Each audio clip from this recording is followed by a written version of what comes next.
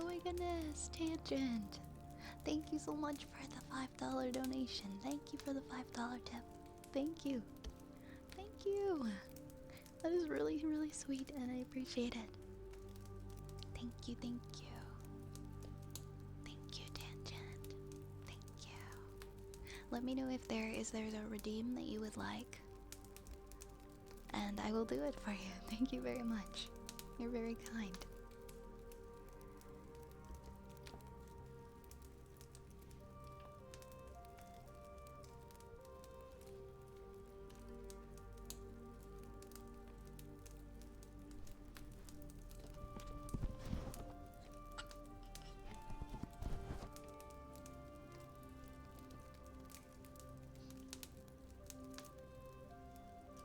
On my lip balm. Because it's winter time and my lips get chapped in November. Okay, time for a haircut. Time for a haircut.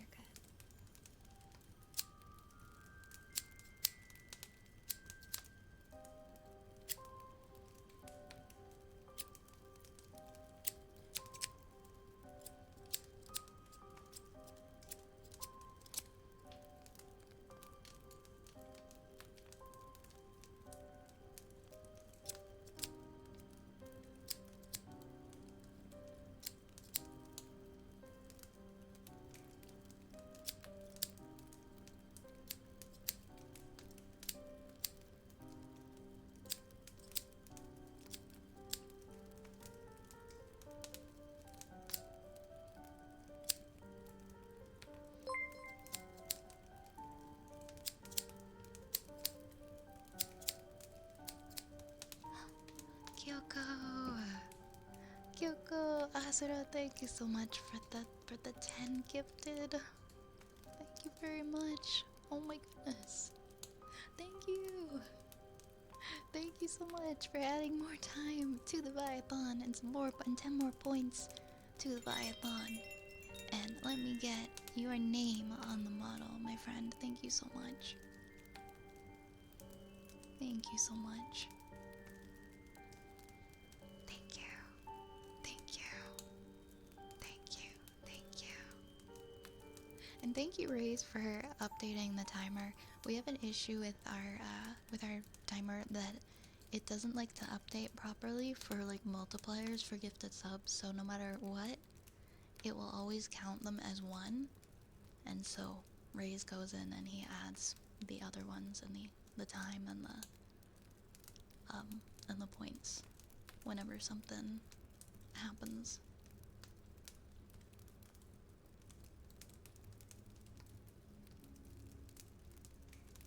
It looks like it might live another day. Thank you so much, Kyoko. Let me get your name here. Kyoko Asura. Let me know what your favorite triggers are so that I can do for you.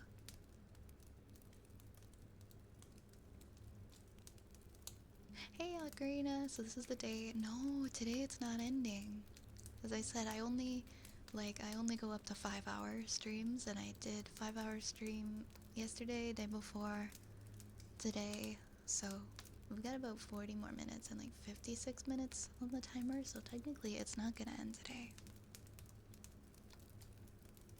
Although it could very much end near the beginning of tomorrow.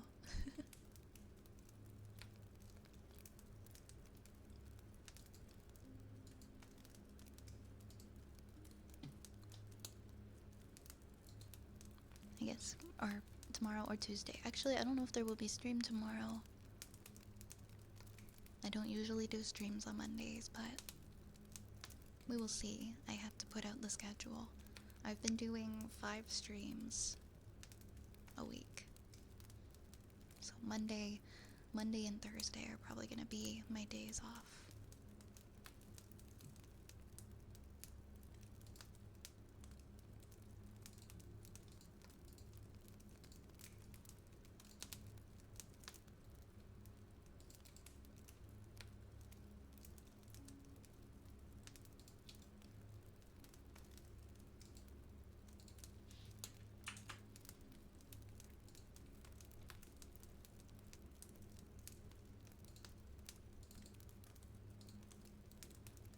Oops, that's not it.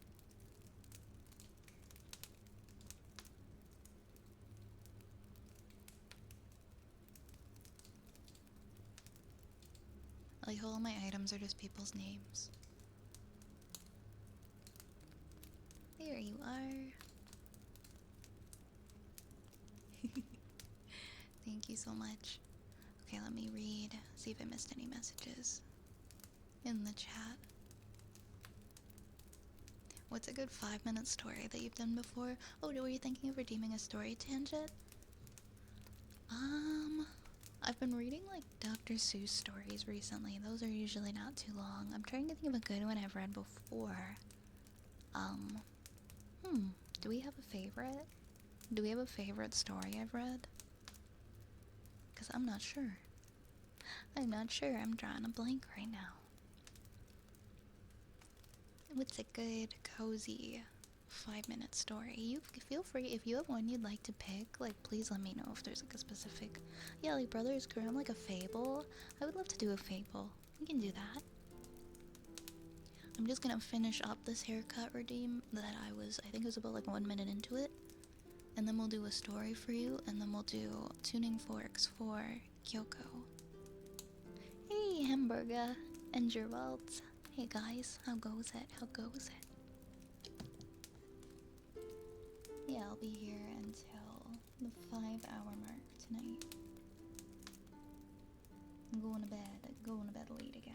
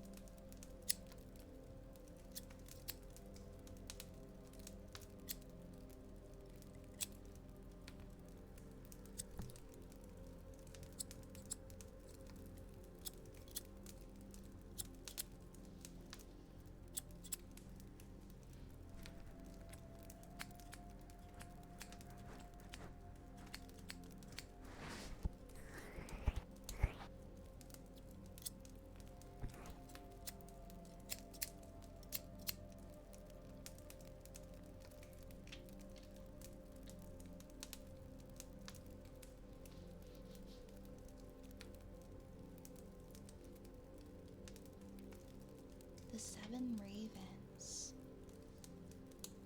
Okay, I'll look for that one for sure.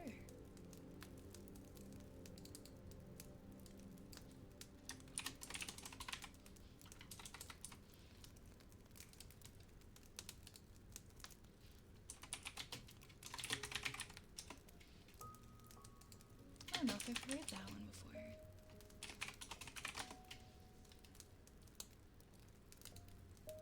Okay, I think I found it. By Jacob and Wilhelm Graham.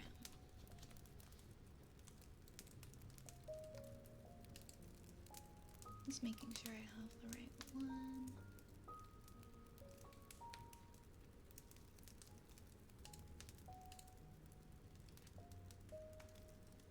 Why are there like different versions written of it? I just want to make sure I have like the official one.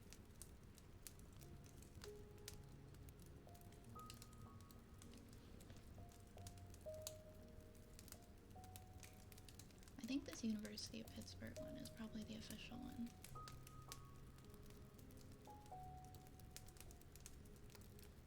Yeah, this is the old edition. This is what I wanted. Perfect. Okay, let's read this one then. The 7 Ravens. A man had 7 sons, but however much he wished for a daughter, he did not have one yet. Finally, his wife gave him hope for another child, and when it came into the world, it was indeed a girl. Great was their joy, but the child was sickly and small, and because of her weakness, she was to be given an emergency baptism. The father sent one of the boys to run quickly to the well and get some water for the baptism. The other 6 ran along with him, because each one of them wanted to be first. To dip out the water, the jug fell into the well. There they stood, not knowing what to do, and not one of them dared to go home. When they did not return, the father grew impatient and said, "They have forgotten what they went after because they were playing those godless boys." Fearing that the girl would die without being baptized, he cried out in anger, "I wish that those boys would all turn into ravens." He had hardly spoken the words when he heard a whirring sound above his head, and looking up, he saw 7 coal-black ravens flying up and away. The parents could not take back the curse, and however sad they were at the loss of their 7 sons, they were still somewhat comforted because of their dear little daughter, who soon gained strength and became more beautiful every day. For a long time, she did not know that she had brothers, for her parents took care not to mention them to her. However, one day she accidentally overheard some people talking about her. They said that she was beautiful enough, but in truth, she was to blame for her 7 brothers' misfortune. This troubled her greatly, and she went to her father and mother and asked them if she had indeed had brothers and what had happened to them. Her parents could no longer keep the secret, but said that it had been heaven's fate and that her birth had been only the innocent cause. However, this ate at the girl's conscience every day, and she came to believe that she would have to redeem her brothers. She had neither rest nor peace, till she secretly set forth and went out into the wide world, hoping to find her brothers and set them free, whatever it might cost. She took nothing with her but a little ring as a remembrance from her parents, a loaf of bread for hunger, a little jug of water for thirst, and a little chair for when she got tired. She walked on and on, far, far to the end of the world. She came to the sun, but it was too hot and terrible, and 8 little children. She hurried away, ran to the moon, but it was much too cold and also frightening and wicked, and when it saw the child, it said, "I smell human flesh." Then she hurried away and came to the stars, and they were friendly and good to her, and each one was sitting in its own little chair. And when the morning star arose, it gave her a chicken bone. And it said, "Without that chicken bone, you cannot open the glass mountain, and your brothers are inside of the glass mountain." The girl took the bone, she wrapped it up well in a cloth, and went on her way again until she came to the glass mountain. The door was locked, and she started to take out the chicken bone, but when she opened up the cloth, it was empty. She had lost the gift of the good stars. What could she do now? She wanted to rescue her brothers, but she had no key to the glass mountain. The good little sister took a knife, cut off one of her fingers, put it into the door, and fortunately the door opened. After she had gone inside, a little dwarf came up to her and said, My child, what are you looking for? I am looking for my brothers, the 7 ravens, she replied. The dwarf said, the Lord Ravens are not at home, but if you want to wait here until they return, step inside. Then the dwarf carried in the ravens' dinners on 7 little plates and in 7 little cups. The sister ate a little bit from each plate and took a little sip from each cup. Into the last cup, she dropped the ring that she had brought with her. Suddenly she heard a whirring and a rushing sound in the air, and the dwarf said, the Lord Ravens are flying home now. They came, wanted to eat and drink, and looked for their plates and cups. Then one after the other, one of them said, who has been eating from my plate? Who has been drinking from my cup? It was a human mouth. When the 7th one came to the bottom of his cup, the ring rolled towards him. Looking at it, he saw it was a ring from their father and mother, and said, God grant that our sister might be here, then we would be set free. The girl was listening from behind the door, and when she heard this wish, she came forth. Then the ravens were restored to their human forms again. They hugged and kissed one another, and went home happily. The end. Well, that's good that that worked out for them.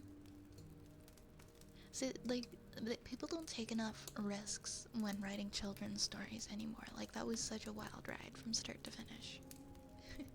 It really was. It was something. And then I believe we were gonna do tuning forks for Kyoko. Thank you for the story, Redeem.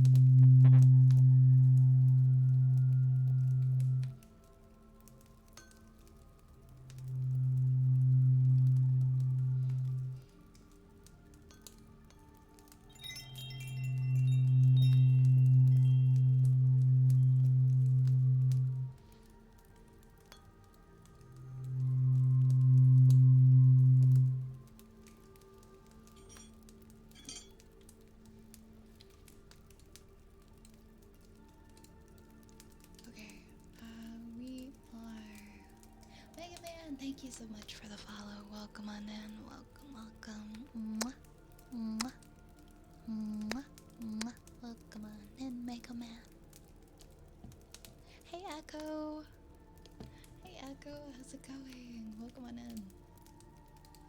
Welcome on in. Let me get you a shout out.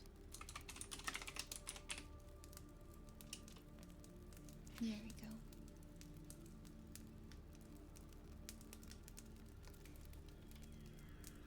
Alright, let's continue with our queue. I may not be able to finish everything that's in the queue at this point, but if I can't, then I will refund. I'll do a refund if we can't do that.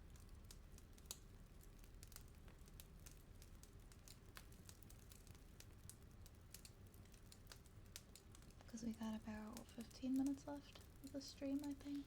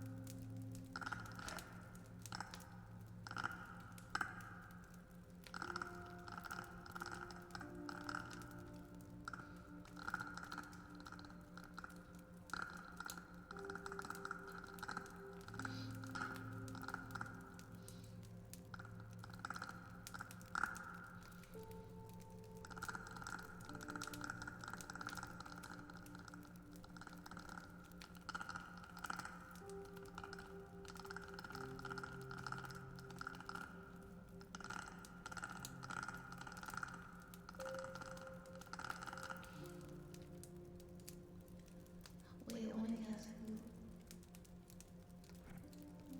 Wait, what? I'm not sure. Um.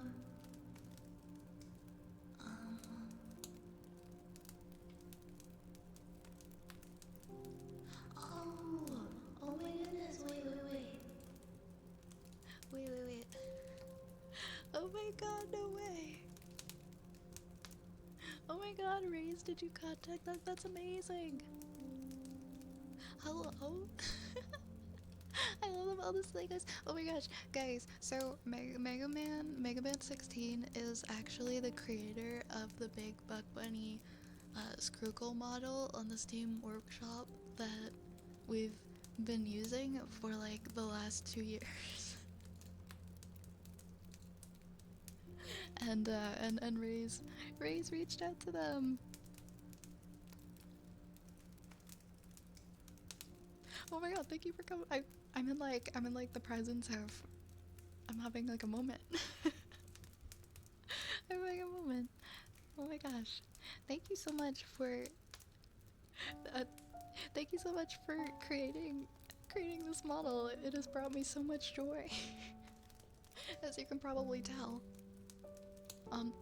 When I was first starting out streaming, and I was trying to find assets a couple of years ago, this one, it's called Big Buck Bunny Screwcle on the Steam Workshop, was put up just for free use, and I thought, oh my gosh, this is so cute and fun. I bet I could, you know, use this in my streams.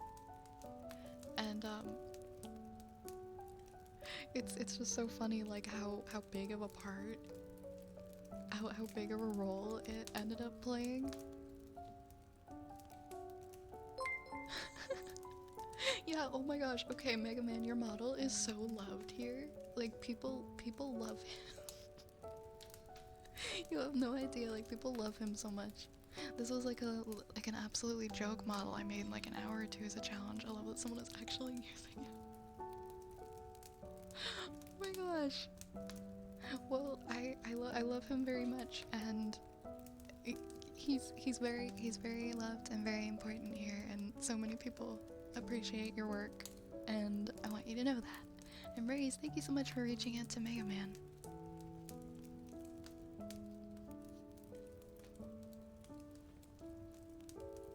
This is when she did pancake art and tried to make as you can see it's become like an integral part of like the of the stream. It's loved so much. Oh my gosh, I'm gonna reach out to you. I'm gonna send you a message after I'm done streaming. It's like I know you put it up as like a free asset, but I'd love to send you something, or just it's brought so much joy and has been a part of the stream for so long. And I really appreciate it, and I'm glad to actually get to tell you that.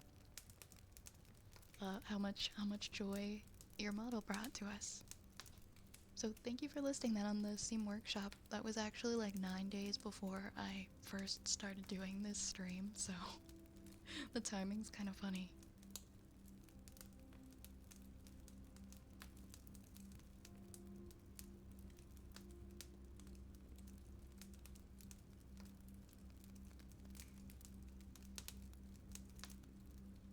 Yeah. Oh, also, Raze, thank you for gifting us up to Mega Man. Thank you for gifting us up to Mega Man. I love all the variations. Yeah, Raze made the, Raze made like different, ended up making like different silly variations to represent like an entire family of them. Oh, Mega Man, thank you so much for gifting a sub. Thank you for gifting one to keep. Thank you, thank you. Thank you, thank you. Also, fellow Canadian. Oh my gosh, no way! I love that we're both Canadian too. That's so sick. Oh my god, this made my night. This made my night. I'm glad to have gotten to meet you. Thank you again for the gifted. Wow. Yo. Sorry, this is just such a wholesome moment for me. I just think this is like extremely cute and whimsical.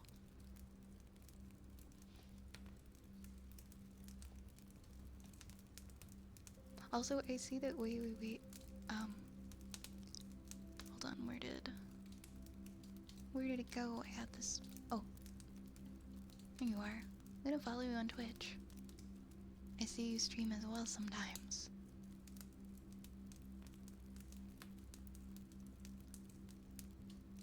You do like a bunch of different variety stuff? Yay, Canadians assemble. There's so many Canadians here. There's so many Canadians that hang out here. I love it so much. Oh, my headphones are beeping. That's okay. I'm sure they'll last until the end. I'm only live for like another 10 minutes, so fingers crossed. I don't like plugging in my headphones, because then the cable is really short and I gotta kind of crane my neck. Just a little bit. What do we have left in our, queue? Let me check. I think we have Heartbeats next. Also, thank you for the hype train. Thank you for the hype train.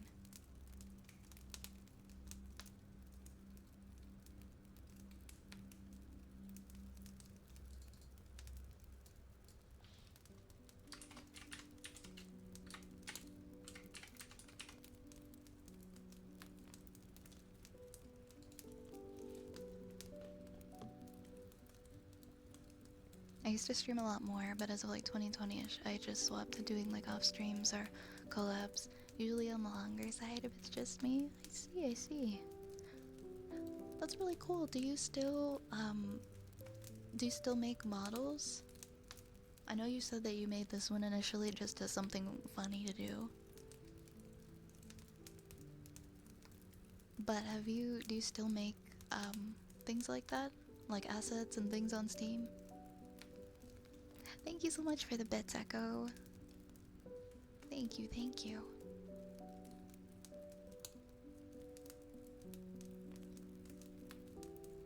I'm a full-time 2D rigger or 3D generalist. Okay, I have to check out your other stuff.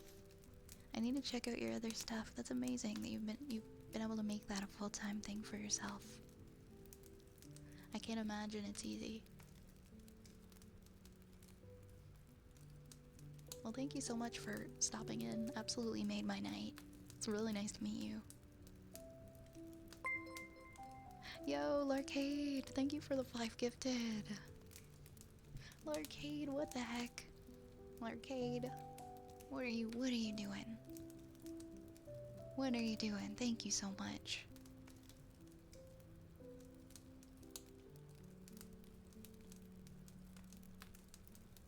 Thank you so much. Thank you for the 5 gifted. Thank you for the 5 gifted. Just making sure you stay locked. Well, I will be, and I will be ending at the 5-hour mark. I do have to get up super early tomorrow and drive kind of far. So I can't go later than 5, but I'll see about being able to do a stream tomorrow. I was gonna take Monday and Thursday off, but we'll see. Larcade, let me know if there's any redeems that you'd like, okay? Oh, also, Larcade, I know you did you had a request. Larcade, go fuck yourself. Go fuck yourself. I'm sorry, I feel so mean. I feel so mean whenever I do that redeem. But, I mean... Thank you so much, Larcade. Thank you for the 5 gifted. No, I'm nice. I'm not a mean person. I'm very, very nice. I'm very, very nice. I'm picturing a Scrunkle model for I love him. I love everything about him. I love the way he, like, waddles when he moves back and forth. He's such a good guy. He's such a good, solid creature.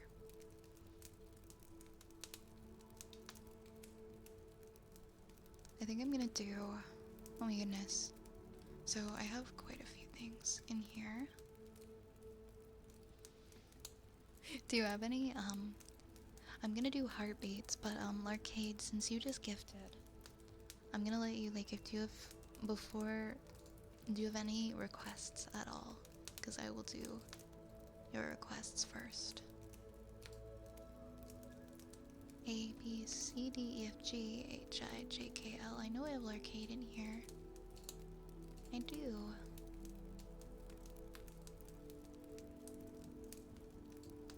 There you are.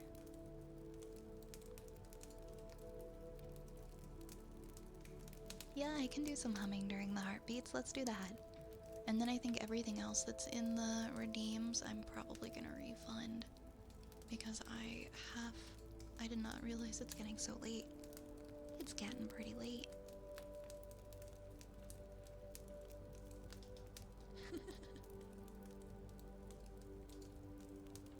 Yeah, oh my gosh, Mega Man, I'm gonna send you a message on Discord. I'd love to chat with you.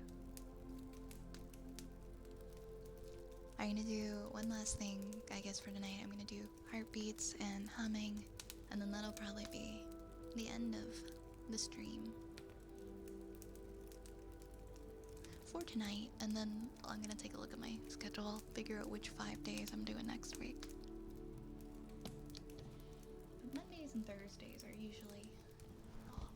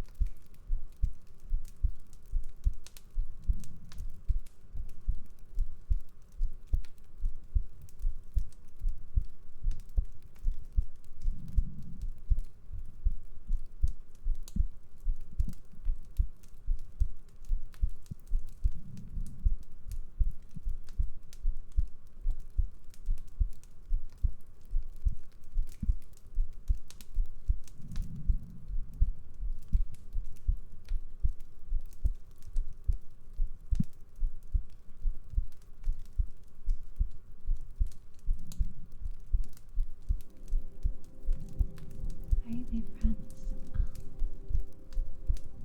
We are coming up on the end of stream now. I just realized I had my volume turned way up. Sorry about that. We're coming up on the end of stream now, so we're probably gonna be raiding out. I just want to thank everybody. I want to thank everybody again today for all of the love and the support. I appreciate you guys so much. I can't believe there are so many names on my hat tonight. But there are, and there's still time on the timer, and we're at 829 points. 829 points. Can you believe this? Can you believe this? This is wild. This is so wild. I love you guys. Thank you. Thank you for entertaining my yapping. Thank you for yapping back.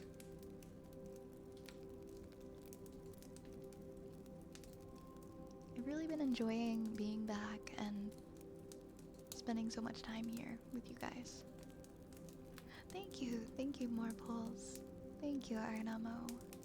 Thank you, Sam.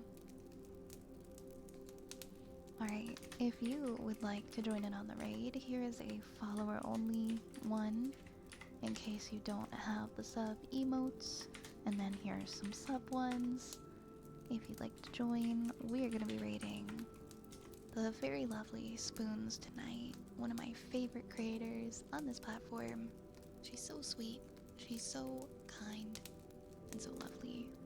And we're going to go and visit her because she always has cheese for us. She always has lots of cheese for us. It's okay, I'll be back. I'll be back soon.